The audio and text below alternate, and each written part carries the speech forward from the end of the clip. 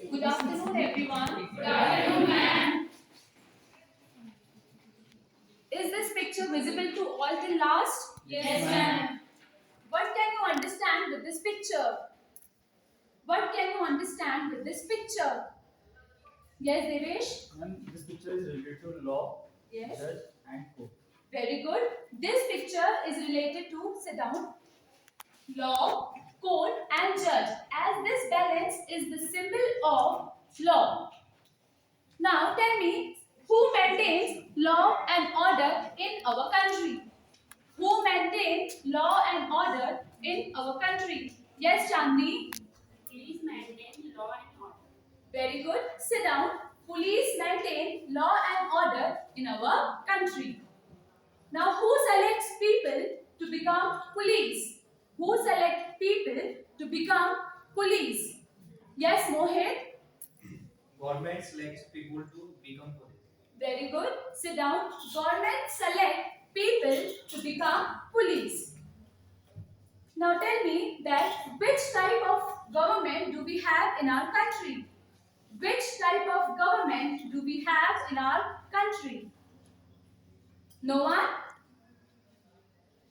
Okay, so in our country we have parliamentary form of government. Today under political science we will study the chapter why do we need parliament. So the topic for today is why do we need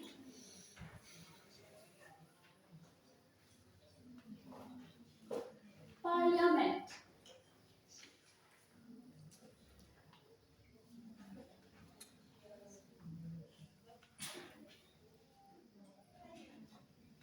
As a citizen of India, we all have to follow some rules. What are these rules known as? As a citizen of India, we all have to follow some rules. What are these rules known as? Yes, Nisha? Ma'am, these rules are known as laws. Very good. Sit down. As a citizen of India, we have to follow some rules. And these rules are known as laws. Now tell me that who has the right to make these laws? Who has the right to make these laws? Yes, Yamini? Parliament has the right to make these laws. Very good. Sit down. Parliament has the right to make these laws.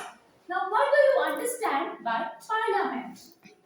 What do you understand by parliament? No one knows? Okay. So, parliament is the supreme power body in India.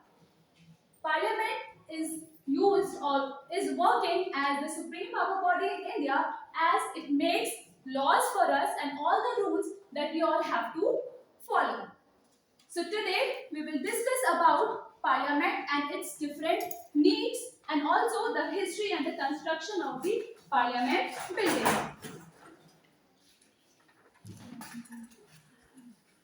This is the building of Parliament. Parliament is situated in New Delhi, near Rajghat. As you can see that the Parliament holds the circular form of building. Means the shape of the building is circular.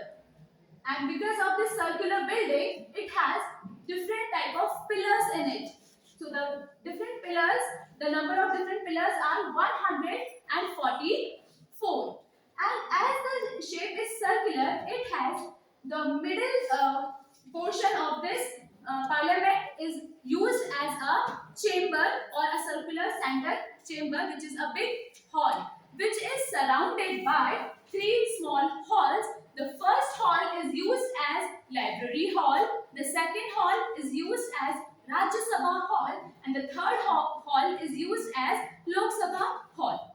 तो जितना भी मैंने आपको बताया कि जो ये parliament है वो न्यू दिल्ली में सिचुएटेड है और साथ ही साथ हम देख सकते हैं कि जो इसमें पिलर्स बने हुए हैं वो क्या है 144 है नंबर में।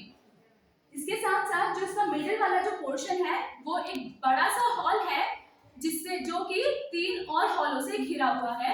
ये जो 3 बाकी के हॉल्स हैं वो पहला हॉल है जो लाइब्रेरी की तरह यूज किया जाता है, दूसरा हॉल जो है वो राज्यसभा की मीटिंग्स के लिए यूज किया जाता जाता है, और जो तीसरा हॉल है वो लोकसभा की मीटिंग्स के लिए यूज किया जाता है। Now we will see that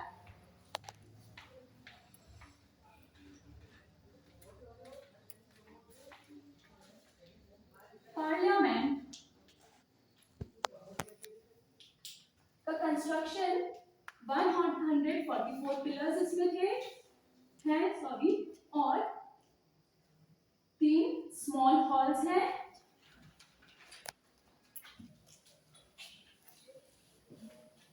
और एक बिग सेंटर चैम्बर है। देखिए अब हमें ये तो पता है कि पार्लियामेंट हाउस हमारा दिल्ली में सिचुएटेड है, बट क्या ये इंडिपेंडेंस के बाद बना या इंडिपेंडेंस से पहले?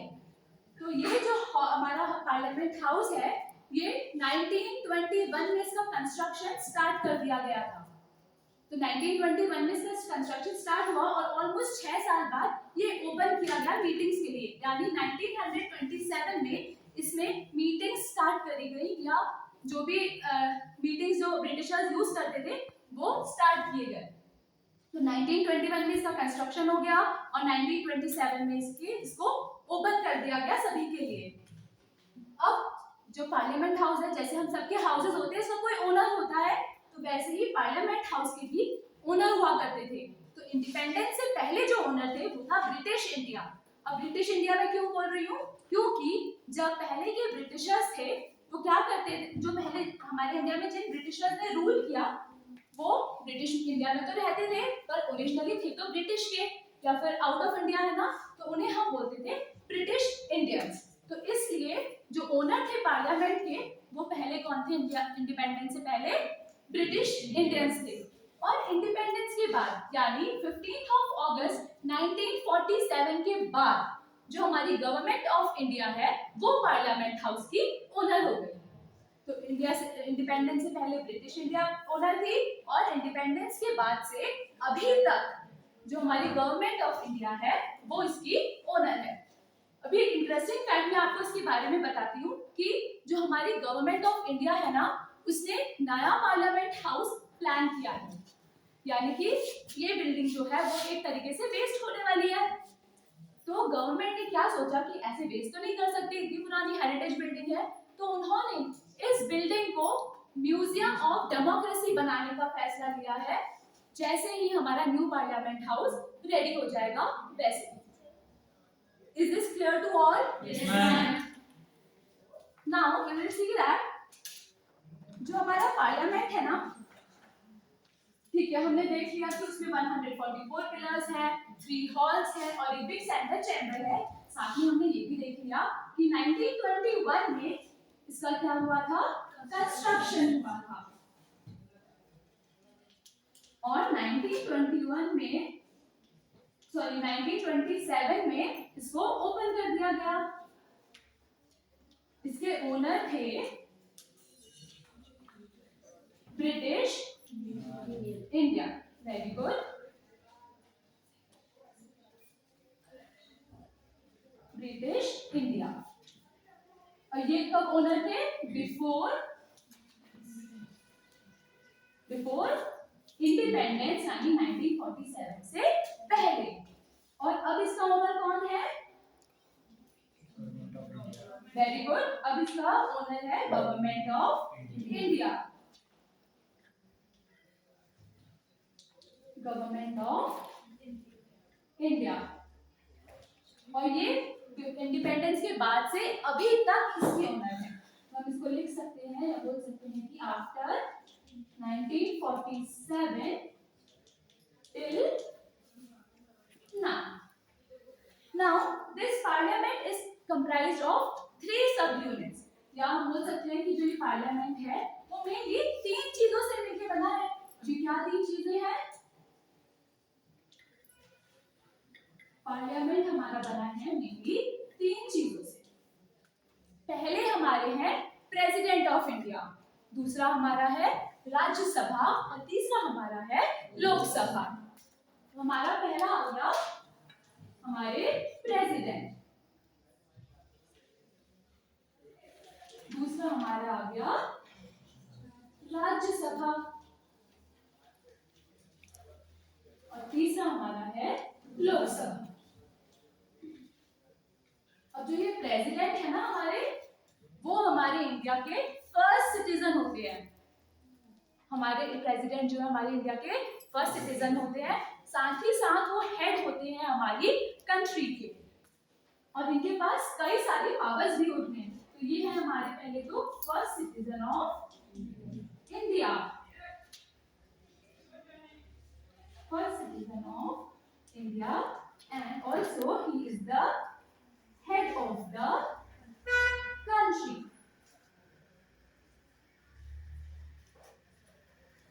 अब मैंने आपको बताया कि इनके पास बहुत सारी पावर्स होती हैं। तो ये क्या पावर्स है? देखिए, जो हमारा ये लोकसभा और राज्यसभा है ना, जो लोकसभा और राज्यसभा है, इनको समन का काम, मीन्स बुलाने का काम। कभी भी जब भी प्रेसिडेंट को लगता है कि मीटिंग बिठाने की जरूरत है, तो वो समन बुलाते हैं। समन मतलब बुलावा होता है, जब हम किसी को बुलाना चाहते हैं तो हम समन भिजवाते हैं। तो प्रेसिडेंट के पास ये पावर है कि वो समन करें या फिर लोकसभा को डिसॉल्व कर सकते हैं। अब डिसॉल्व क्या है? डिसॉल्व मतलब रद्द कर देना। देखिए, जैसे कि आप सब जानते होंगे कि हमारे वहाँ लोकसभा के इलेक्शन हर 5 साल में होते हैं। आप सबने देखे इलेक्शन होते हुए?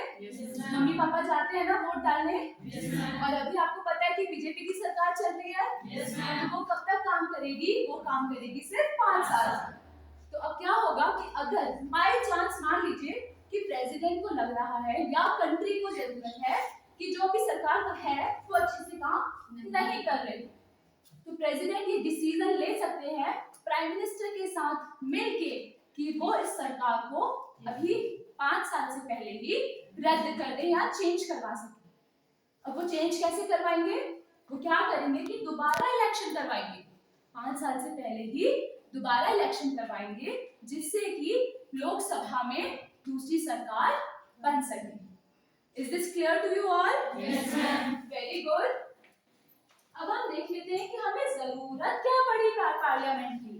ठीक है, पार्लियामेंट है, सब कुछ काम तो चल रहा है, तो पार्लियामेंट की जरूरत क्यों पड़ी?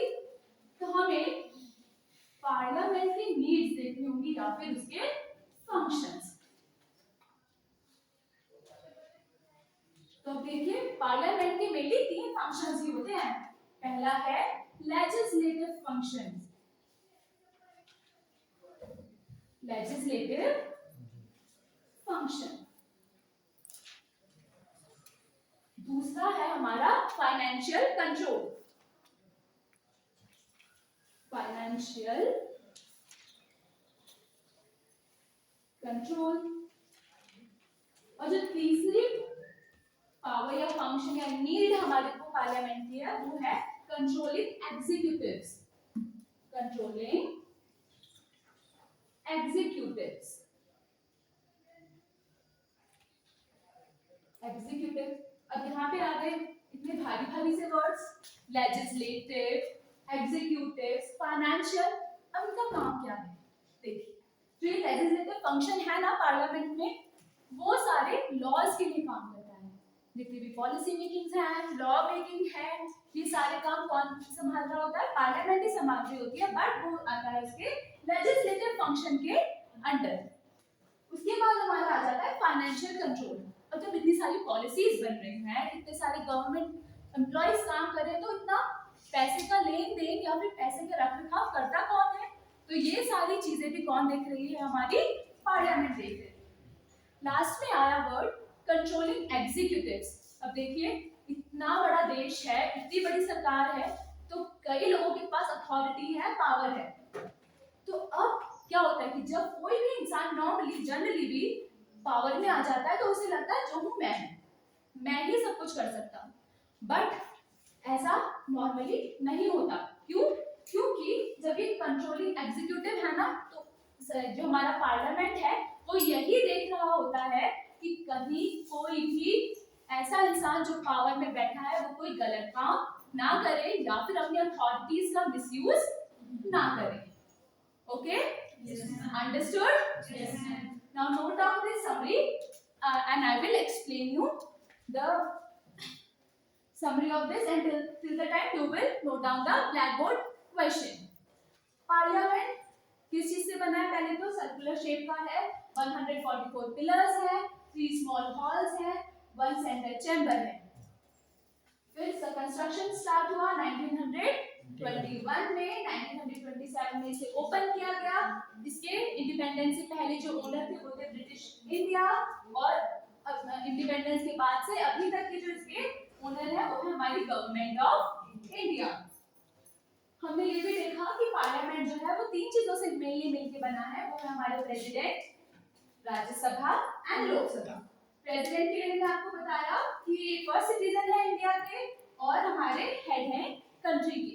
साथ ही साथ उनके पास पावर है कि ये किसी भी हाउस को, यानी कि राज्यसभा और लोकसभा को कभी भी बुलावा भेज सकते हैं, और साथ ही साथ जो ये लोकसभा है उसे कभी भी रद्द करवा सकते हैं या फिर डिसॉल्व करवा सकते हैं। पार्लियामेंट की जरूरत आखिरकार हमें क्यों पड़ी?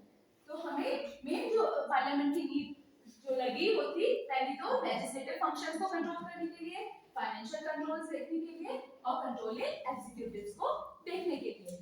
Understood? Yes, ma'am. Now tell me that who has the power to dissolve Lok Sabha? Listen the question carefully. Who has the power to dissolve Lok Sabha? Yes, Rima? President has the power to dissolve Lok Sabha. Very good.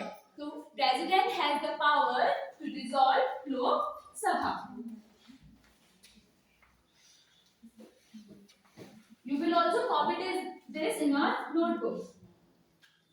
President has the power to dissolve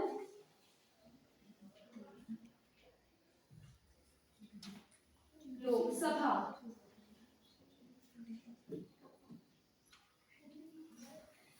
Have you noted down your blackboard work?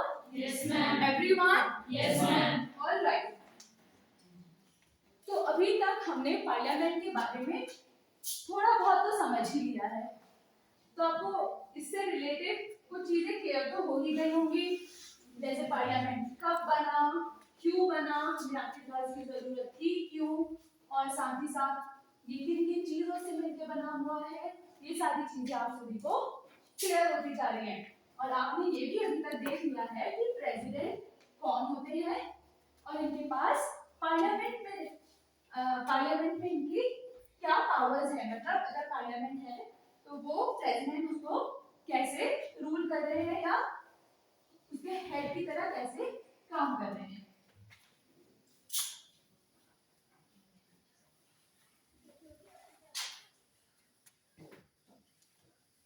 अब आगे भी हम इसी तरीके से parliament के और भी चीजों को क्लियर करते हुए साथ साथ चलेंगे। अगर किसी को कोई डाउट हो अभी तक तो आप मुझसे पूछ सकते हैं। नाउ टेल मी, इतना तो आपको समझ में आ ही गया। Now tell me that who has the power, who is the supreme power body in India? Who is the supreme power body in India? Yes, Preeti Trivedi. Parliament is the supreme power body in the India. Very good. Sit down. Parliament is the supreme power body in India. Now tell me that how many houses are there in Parliament? How many houses are there in Parliament? Yes, Indu. The two houses are Parliament, Lok Sabha and Rajya Sabha. Very good. Sit down. The two houses of Parliament are the Rajya Sabha and the Lok Sabha. Now tell me that how many members are there in Rajya Sabha and Lok Sabha? How many members are there in Rajya Sabha and Lok Sabha? No one knows? No. Okay. So there are total 788 members, among which 245 are in Rajya Sabha and 543 in Lok Sabha. Now we will study about Lok Sabha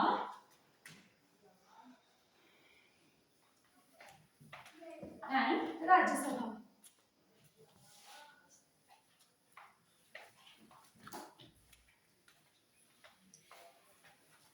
Lok Sabha and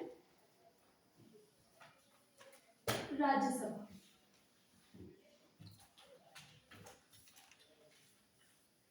अब लोकसभा और राज्यसभा को समझने के लिए हम साथ साथ में इनका कंपैरिजन करते हुए चलते हैं।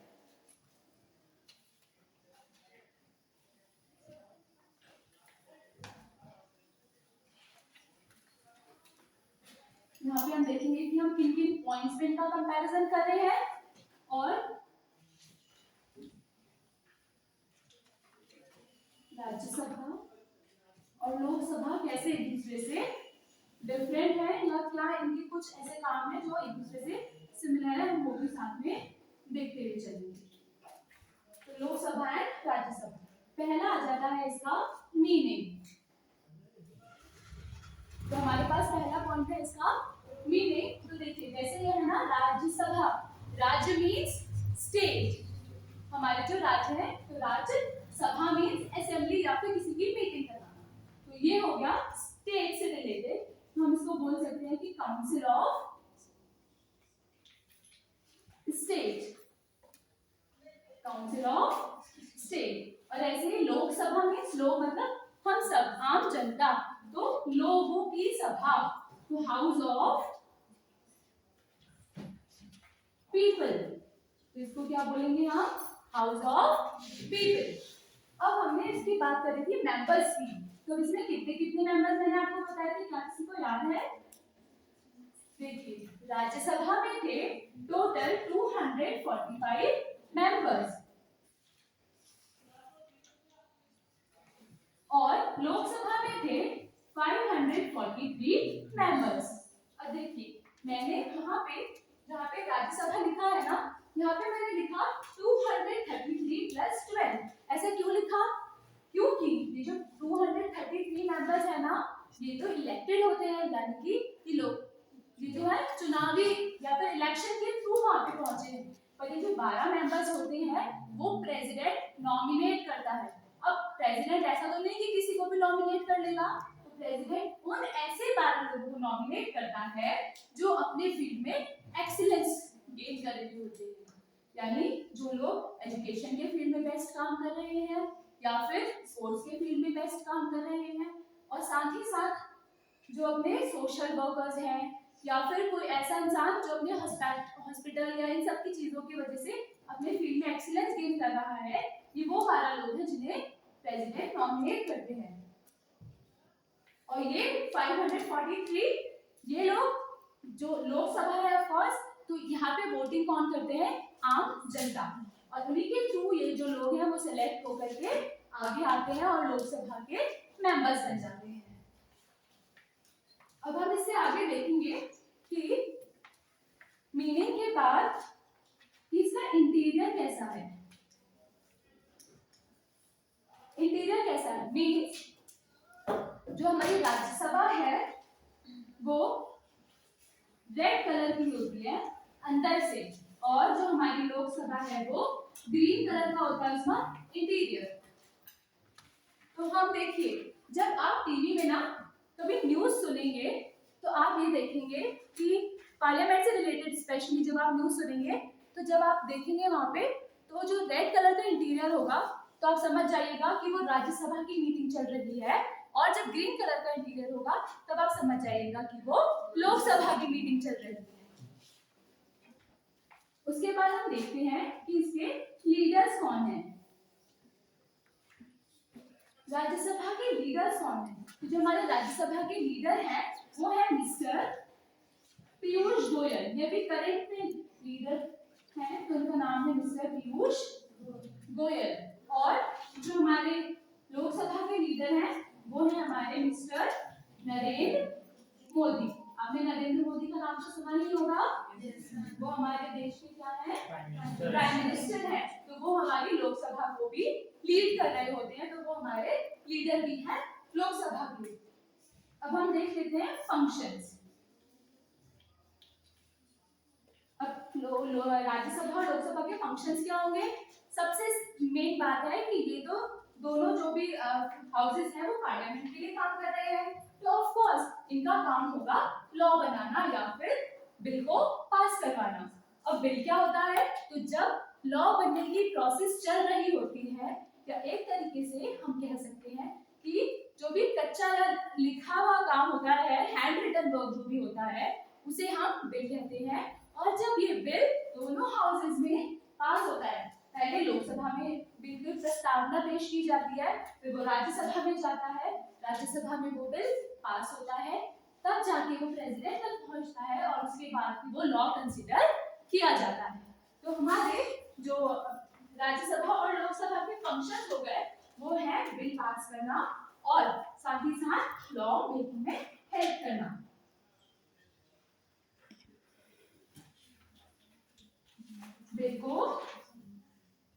बिल की passing and making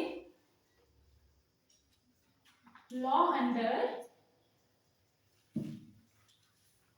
union list. Union list, ये जो राज्यसभा है इसका एक और काम होता है, क्योंकि ये राज्यों के लिए काम करता है, राज्य को रिप्रेजेंट कर रहा है, स्टेट को रिप्रेजेंट कर रहा है, तो इसका एक काम और है कि जो स्टेट है उसके राइट्स को प्रोटेक्ट करना यूनियन गवर्नमेंट के अगेंस्ट में। तो इसका एक और काम है कि ये it protects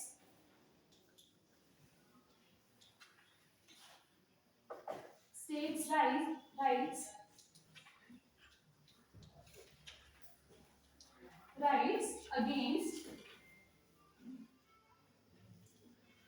against union government।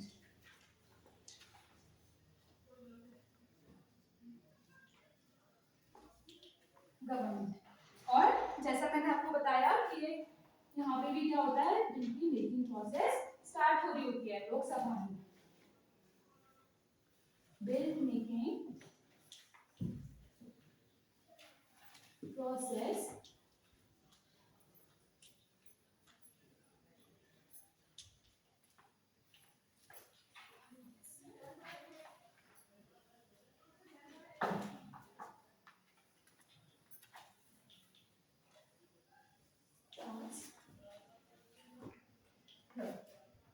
अब हमने अभी तक देख लिया कि राज्यसभा और लोकसभा की बेसिक डिटेल्स, जैसे ये होता है काउंसिल ऑफ स्टेट और लोकसभा होता है हाउस ऑफ पीपल।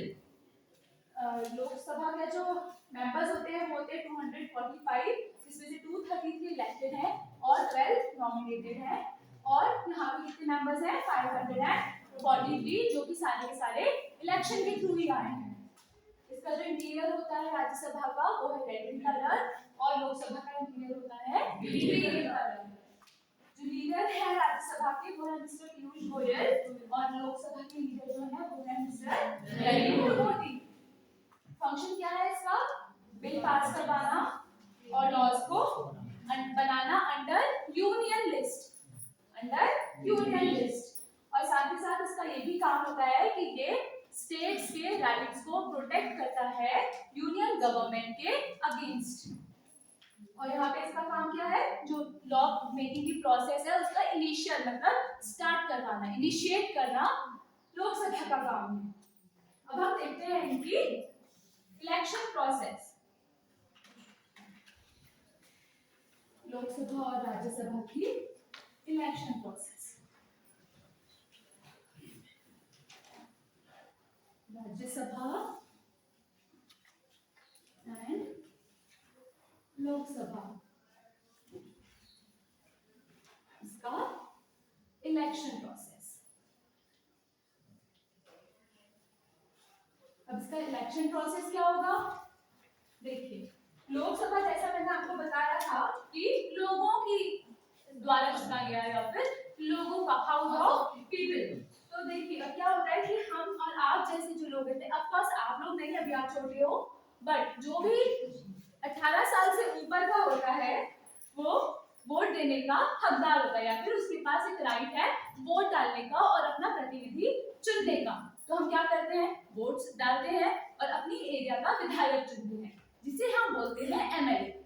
हमने विधायक चुन लिया, उसके बाद क्या होता है कि ये विधायक आगे जाते हैं और अपने एमपीज को चुनते हैं, जो होते हैं मेंबर ऑफ पार्लियामेंट। इसको हम ये भी ऐसे भी देख सकते हैं मान लीजिए आप सब आम जनता है, आपने वोटिंग करी और मुझे अपना एमएलए बनाया, और मेरे जैसे बाकी टीचर्स को भी आपने अपना एमएलए बनाया।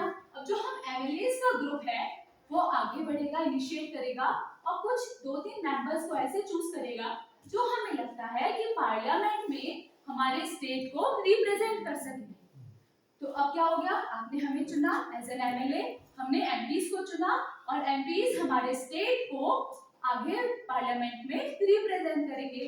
तो आपको यहाँ पे इलेक्शन प्रोसेस समझ में आया? कि जो लोकसभा है इसमें 18 प्लस जितने भी लोग हैं, 18 प्लस ईयर्स के जितने भी एडल्ट्स हैं वो वोट डालेंगे और अपनी गवर्नमेंट या फिर अपने एमएलए को चूज करेंगे।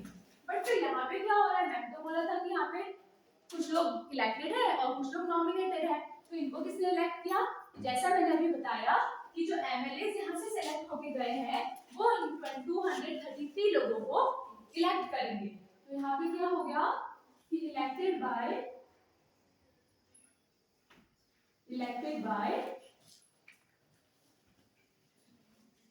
MLAs. Okay, is this clear? Yes ma'am. अभी जो हमारा स्टेट है उत्तराखंड, यहाँ से करेंटली 3 लोग हमारे स्टेट को रिप्रेजेंट कर रहे हैं राज्यसभा में। और राज्यसभा में क्या होता है कि जो इलेक्शंस होते हैं वो हर 6 साल में होते हैं। राज्यसभा की जो इलेक्शंस होते हैं वो हर 6 इयर्स में होता है और जो लोकसभा के इलेक्शंस होते हैं वो हर 5 इयर्स में होते हैं। Very good. अब ये 6 इयर्स में होते हैं, इसका मतलब नहीं है कि आज सरकार बनी है तो 6 साल बाद ही सीधे इलेक्शन होंगे, ऐसा डायरेक्ट प्रोसेस नहीं है। यहाँ पे क्या होता है कि 1/3 जो मेंबर्स होते हैं उन्हें हर 2 साल में इलेक्शन के थ्रू चेंज कर दिया जाता है। तो ये 1/3 पीपल है या मेंबर्स हम उनको बोल सकते हैं, पीपल्स है, उनको क्या करा जाता है, इलेक्शन के थ्रू चेंज कर दिया जाता है। अंडरस्टूड? Yes ma'am. तो अब ये सिर्फ 1/3 लोगों को ही क्यों हम चेंज कर रहे हैं? तो कभी कभी क्या होता है कि देश में ऐसी सिचुएशन आ जाती है कि हमारे पास लोकसभा से भी कोई मेंबर नहीं होता, जिस समय सरकार चेंज होने का टाइम होता है उस समय कोई भी एमपी एमएलए कुछ नहीं होते वहां पे, तो लोकसभा में भी कोई नहीं होता और राज्यसभा में भी अगर उसे पूरा डिसॉल्व कर देंगे या पूरा रद्द कर देंगे तो वहां पे भी कोई नहीं होगा, तो डिसीजन लेगा कौन उस समय, है ना?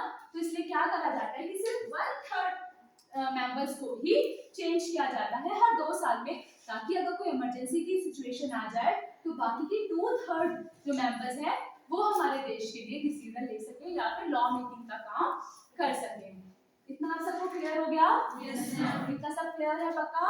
Yes ma'am. Is there any doubt to you all? No ma'am. Very good, आप इसे नोट कर लीजिए। और हम ये भी देखते चलते हैं साथ साथ फिर से कि हमारी राज्यसभा को काउंसिल ऑफ स्टेट कहते हैं, 245 मेंबर्स होते हैं, रेड कलर का इंटीरियर है, पीयूष गोयल हमारे लीडर है, बिल पासिंग और लॉ मेकिंग का काम होता है, साथ ही साथ यूनियन गवर्नमेंट के अगेंस्ट स्टेट को प्रोटेक्ट किया जाता है और एमएलएस क्या करते हैं, एमपीज को इलेक्ट करते हैं 6 साल के लिए, इनका ओवरऑल प्रोसेस चलता है और 1/3 पीपल को इलेक्शन के थ्रू हर 2 साल में चेंज किया जाता है। और लोकसभा में इसको हाउस ऑफ पीपल बोलते हैं, 543 मेंबर्स हैं, ग्रीन कलर का इसका इंटीरियर है, नरेंद्र मोदी इसके लीडर हैं और बिल मेकिंग प्रोसेस का जो इनिशिएशन होता है वो लोकसभा से ही होता है और हर इंसान, हर एक सिटीजन इंडिया का जो कि 18 इयर्स से ऊपर है वो इनके लिए वोट कर सकता है और जो इसके इलेक्शन होते हैं वो हर 5 साल में होते हैं। 5 साल से पहले भी हो सकते हैं जब प्रेसिडेंट क्या कर दे, लोकसभा को डिसॉल्व कर दे। वेरी गुड, आई होप इतना सबको क्लियर हो गया अच्छे से। Yes ma'am. तो अब आप मुझे एक क्वेश्चन बताइए इससे related,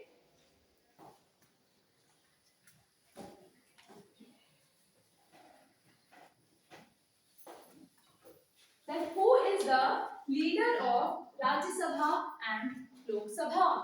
Who is the leader of Rajya Sabha and Lok Sabha? Yes, Nisha?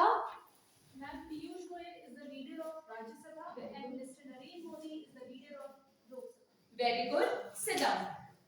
आपको पूरा चैप्टर अच्छे से समझ आया? Yes, ma'am. सबको? Yes, ma'am. Okay, then tell me that what are the main function of parliament? What are the main function of parliament? Yes, Mansi? And the main functions of parliament are legislative function, controlling function, and executive function. Very good. Sit down. Tell me the other question, that is that what are the main powers of Rajya Sabha? What are the main power of Rajya Sabha? राज्य सभा के क्या महत्वपूर्ण powers हैं?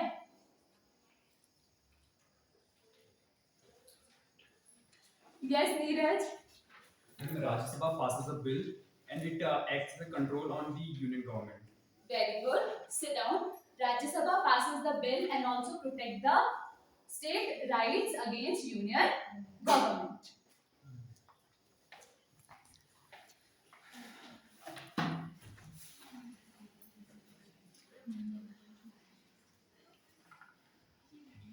Now this is the homework for you all.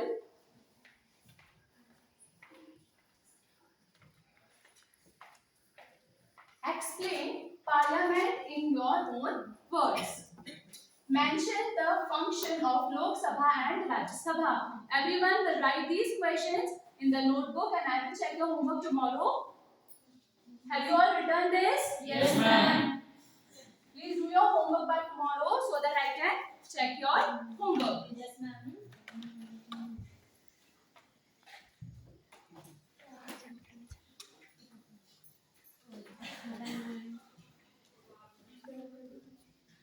रब करना था पहले आपको हिसाब से हमको टेस्ट दिया था उसके बाद वो फ्लो टूट गया बता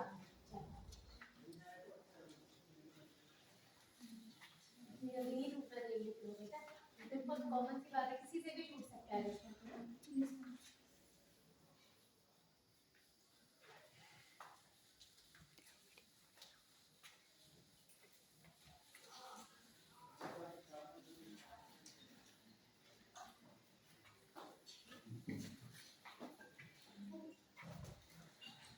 ओवरऑल आपने बहुत अच्छा समझाया बच्चों को अच्छे से समझ भी आएगा पार्लियामेंट के बारे में आपने जो माइनर जो कुछ गलतियां करी है जैसे आपने जैसे हमारा फर्स्ट टीचिंग पॉइंट शुरू होता है तो आप लेट लिखा है ना वो टाइम पे आपको लिख देना था ठीक है और बाकी आपने जब मूल्यांकन क्वेश्चन पूछा भी सेकंड टीचिंग पॉइंट में उसका आंसर आपने बोर्ड पे नहीं लिखा है ना जबकि वो बहुत अच्छा अगर उसको लिखते हैं बच्चा उसको नोट करता कौन है उसके आपने नाम बताने थे दोनों सदन के तो आपने वो नोट नहीं करवाया है ना और जैसे आप माइनर से था गिर गया सभी से कुछ भी हो सकता है गिर सकता है कुछ ऐसे क्लास में होते चौक गिर जाते 10 मिनट गिर जाते हैं ठीक है आप उसमें घबराना नहीं था आपने बोर्ड साफ करवाई भूल गए ठीक है ना बाकी और चार्ट बहुत अच्छा था एक्सप्लेन बहुत अच्छे से किया बाकी मैम आपको बताएंगे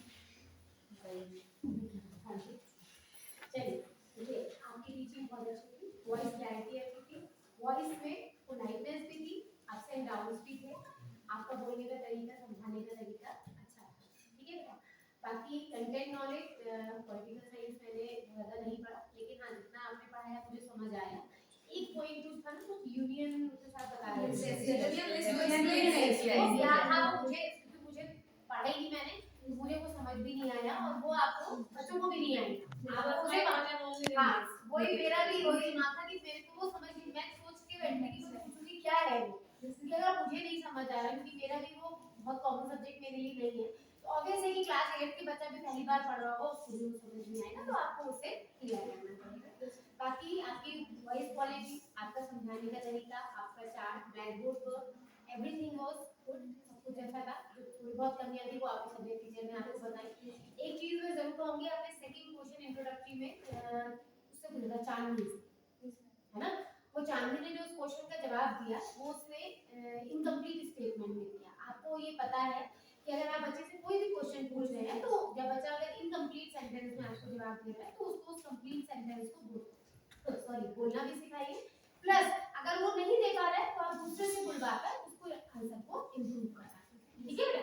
बाकी बहुत सारी चीजें अच्छी थी डिमेरिट्स कह लीजिए या आपकी जो नेगेटिव रिमार्क्स थे या नेगेटिविटीज बहुत कम थी बाकी ये हड़बड़ा जाना कि डस्टर गिर गया है कुछ भी बहुत बड़ी चीजें नहीं है इन इनको आप धीरे धीरे इम्प्रूव कर लो, ठीक है ना बेटा?